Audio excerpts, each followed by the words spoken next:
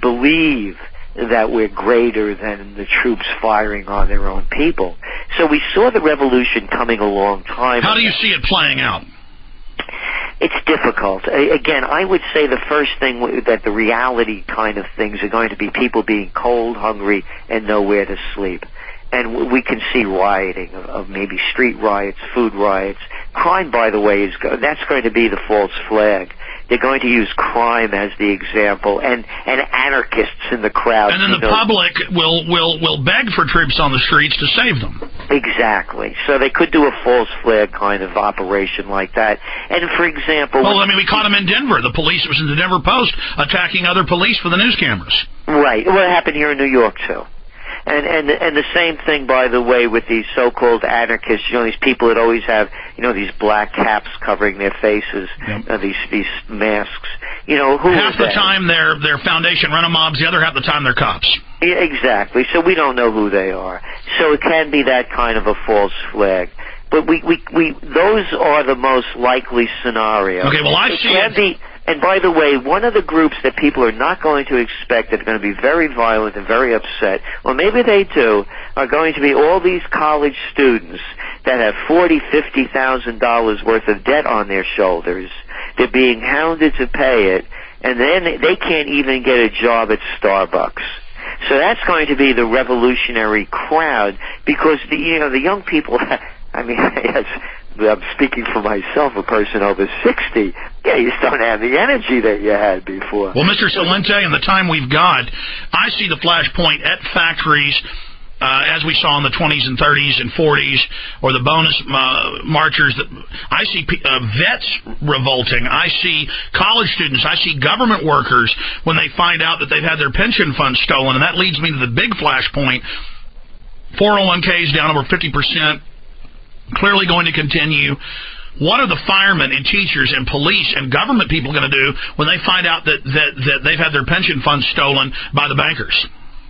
Well, again, this is why we're looking at it, as we're saying that these are only symptoms of a much greater trend, and it's the decline and fall of Empire America. And I think we're going to see many police and military actually join the people.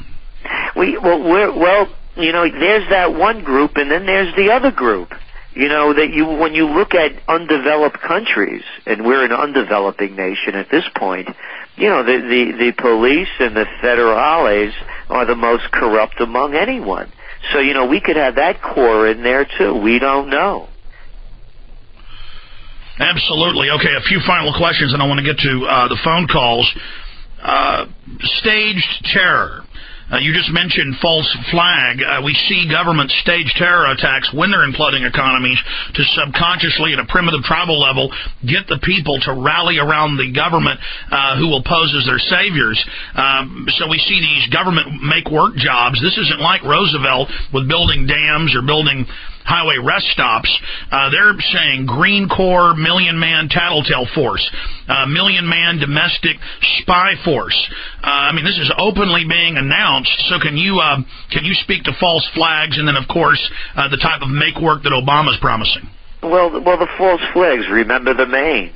I mean, the Lusitania. I mean, there's a report out now, of course, that the Lusitania indeed was filled with armaments that they were bringing over using people as human shields to bring those over. And, of course, the Lusitania was one of the sparks that brought the U.S. into World War I, which was, by the way, the most avoidable major war in modern history, fought by, brought about by fools and failing monarchies. And so we have, and then of course I have the Gulf of Tonkin incident that never happened the way they said it did. So there's one after another. We don't know what they will be, but we believe, given the track record of what they've done in the past, there's no reason to rule out that they won't do it in the future. And again, we're fighting a war right now for reasons that are patently false. Gerald Celente, how do you see the attack on the web unfolding? They've announced in documents put out by Internet 2 that private corporations and the government are going to take over the Internet. kill the old web, basically, and then force you onto a new internet where you have subdomains under their sites where you have no free speech, and they can ban you or edit you or restrict you at will like YouTube and MySpace do when you have a sub-account. Now Obama has announced he's going with that in the name of innovation. He's created a new private council of the IT heads and owners of the companies to work together, and they have the Violent Radicalization Act in Congress where they say 9/11 Truth works with Al-Qaeda and that they are going to ban these groups on the web, and we're now seeing massive censorship of our work all over the internet. Infowars.com, PrisonPlanet.com, banned in libraries, government Wi-Fi systems. How do you see that unfolding? Well, just before I jump into that, because another thought came to my mind on the false flag issue, and the false flag will probably be, we believe it'll be a Middle East, and Iran being the most likely target. That would be where we would put our money on, and also something oil related. On the Obama issue, net neutrality, it's going to be a very difficult one to control, because there's a whole cadre of people out there that are internet patriots that are going to do anything that they can not to make this happen. And of course, it's the one card, the freedom of the internet. It's the major card, I would say, that can help free us from a global dictatorship. It's going to be a fight to the finish for the government to regulate the web, we believe. Gerald Celente, projecting forward with all the trends and your amazing track record of being accurate, are you saying humanity will defeat the New World Order? And when will that come? In 1213, 1214?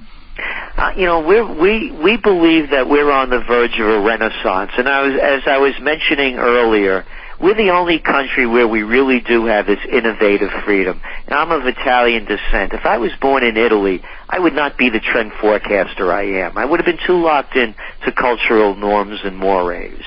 We have that spirit. What's happening is, as you aptly point out, this globalization movement, this bigger is better, and as we know what's going on with the government, with this whole banking system, and as we saw from taped reports, when they got this bailout money, the banks were buying up smaller banks, so they're going to create a national banking system with maybe 3 or 4 majors running it. On the other hand, we have breakdowns of businesses that their whole model, Alex, for instance, a Dick's Sporting Goods or any of these kind of big chains, Macy's, they're built upon Starbucks. They're built upon growth and expansion rather than, more so I should say, than increasing in-store sales. And an innovation. Well, I mean, bottom line here, people think that the New World Order is invincible. Christians thought that Hitler was the Antichrist in Europe, and so they laid down to him. And I'm a Christian, but modern Christians have been told, lay down to corruption, lay down to the chip, lay down to Big Brother, because it's invincible, it's foretold. Regardless, folks, we have a duty to fight corruption.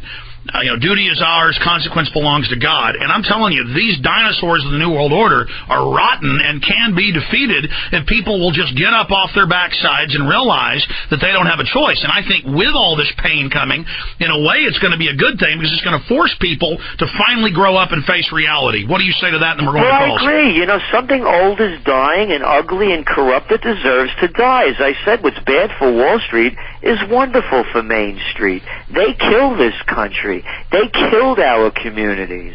They were the ones that funded these huge, ugly developments, not only in... Madoff is at the top of Wall Street. I mean, they're all a pack of crooks at the top. Let's take some calls. Ben in Virginia, you're on the air with legendary trends forecaster Gerald Celente. Ben, go ahead in Virginia.